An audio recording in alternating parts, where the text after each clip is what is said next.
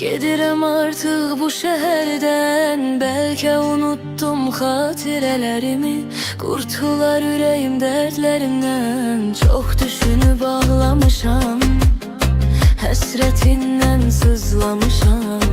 Elə bildiyinmi bu ürək, sol yanıma daş bağlamışam. Axı mən nə eləmişəm, nə günah işləmişəm. Özümü hədər edib, qüssə kədər bəsləmişəm.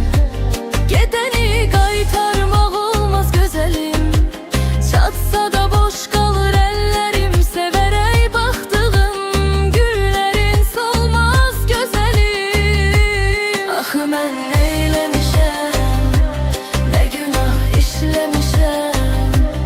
Özümü hədər edib, qüssə kədər bəsləmişəm.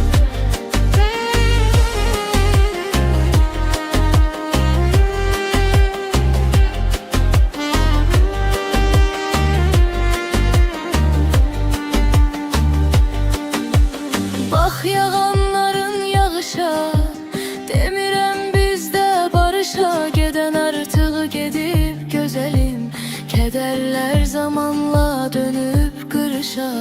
Sən sabah oldun, mən gecə, ayrılıq oldu gör necə.